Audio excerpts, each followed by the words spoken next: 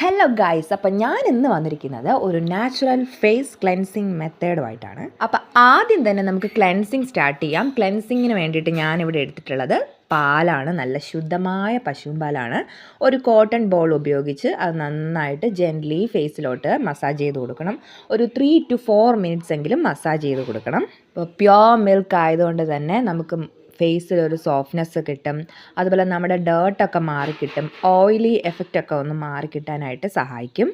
പാലിന് പകരം നമുക്ക് വേണമെങ്കിൽ അലോവേറ ജെല്ല് യൂസ് ചെയ്യാവുന്നതാണ്. ഈ ഒരു ക്ലെൻസിങ് മെത്തേഡ് നമ്മൾ വീക്ക്ലി ട്വൈസ് ആണ് ചെയ്യുന്നതെങ്കിൽ നല്ലൊരു റിസൾട്ട് കിട്ടും കേട്ടോ. അപ്പം നമ്മൾ വളരെ ജെൻ്റ്ലി ഫേസിലോട്ട് പാല് മസാജ് ചെയ്ത് കൊടുക്കുവാണ് നല്ല രീതിക്ക്. അപ്പം തന്നെ ആ റിസൾട്ട്, എനിക്ക് നല്ല റിസൾട്ട് ഫീൽ ചെയ്യുന്നുണ്ട് കേട്ടോ. ശരിക്കും ഓൾമോസ്റ്റ് ഒരു 4 മിനിറ്റ്സ് അങ്ങനെ മസാജ് ചെയ്തിട്ട് വാഷ് ഔട്ട് ചെയ്ത് കഴിഞ്ഞിട്ടുള്ള റിസൾട്ടാണ് ഈ കാണുന്നത്. പെട്ടെന്നൊരു ബ്രൈറ്റനിങ് എഫക്റ്റ് ഒക്കെ വന്ന പോലെ എനിക്ക് ഫീൽ ചെയ്തിട്ടുണ്ടായിരുന്നു. അപ്പോൾ ഇനി നമ്മൾ അടുത്ത് ചെയ്യാൻ പോകുന്നത് സ്ക്രബിങ് ആണ്. അതിനുവേണ്ടി ഞാനിവിടെ തേനും പഞ്ചസാരയും കുറച്ച് നാരങ്ങ നീരുമാണ് എടുത്തിട്ടുള്ളത്.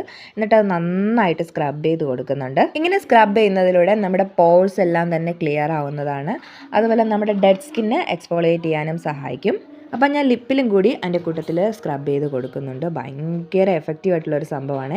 ഇതിന് പകരം നമുക്ക് നാരങ്ങയോ അല്ലെങ്കിൽ തക്കാളിയുടെ ഹാഫ് പോർഷൻ എടുത്ത് അത് പഞ്ചസാരയിൽ മുക്കി ഇങ്ങനെ സ്ക്രബ് ചെയ്ത് കൊടുക്കുന്നതും വളരെ എഫക്റ്റീവ് ആയിരിക്കും. 1 to 2 മിനിറ്റ്സ് എടുത്ത് സ്ക്രബ് ചെയ്തതിന് ശേഷം വാഷ് ചെയ്ത് കഴിഞ്ഞപ്പോൾ ഉള്ള റിസൾട്ടാണ് ഈ കാണുന്നത്. ഈ വാഷ് ചെയ്യുന്നതിന് പകരം നമുക്കൊരു കോട്ടൺ പാഡ് യൂസ് ചെയ്ത് വൈപ്പ് ചെയ്ത് കളഞ്ഞാലും മതിയാവും. അപ്പോൾ ഇനി നമ്മൾ അടുത്ത് ചെയ്യാൻ പോകുന്നത് സ്റ്റീമിംഗ് ആണ്.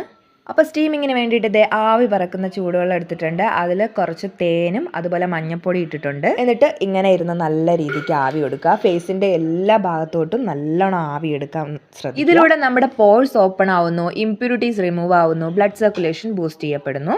ആഴ്ചയിൽ ഒരു തവണ നല്ല ആവി പറക്കുന്ന വെള്ളത്തിലേക്ക് കുറച്ച് മഞ്ഞൾപ്പൊടി ഇട്ടിട്ട് ഇതുപോലെ സ്റ്റീം ചെയ്യുന്നതും വളരെ ബെറ്റർ ആയിരിക്കും. ഇനി ലാസ്റ്റ് സ്റ്റെപ്പായ ഫേസ് മാസ്കിലോട്ടാണ് കിടക്കുന്നത്. അതിന് വേണ്ടിയിട്ട് കുറച്ച് മഞ്ഞൾപ്പൊടി, തേന്, നാരങ്ങ നീര്, തൈര്, പിന്നെ വെളിച്ചെണ്ണയും കൂടിയാണ് എടുത്തിട്ടുള്ളത്. നമ്മുടെ ഫേസിനെ ഭയങ്കരമായിട്ട് ഹൈഡ്രേറ്റ് ചെയ്യാൻ സഹായിക്കും കേട്ടോ. അതുപോലെ തന്നെ നമ്മുടെ ഫേസിലുള്ള ആക്നെ മാർക്കിനെ റെഡ്യൂസ് ചെയ്യാൻ സഹായിക്കും.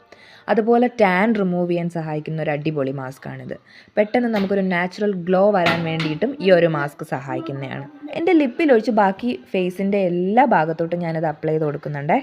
ഇത് അപ്ലൈ ചെയ്തതിന് ശേഷം ഒരു 15-20 മിനിറ്റോളം ഞാനത് മുഖത്ത് വെച്ചിരുന്നു. അത് കഴിഞ്ഞിട്ടാണ് വാഷ് ചെയ്തത്. അത് നല്ല പോലെ എല്ലായിടത്തും അപ്ലൈ ചെയ്തിട്ടുണ്ട്.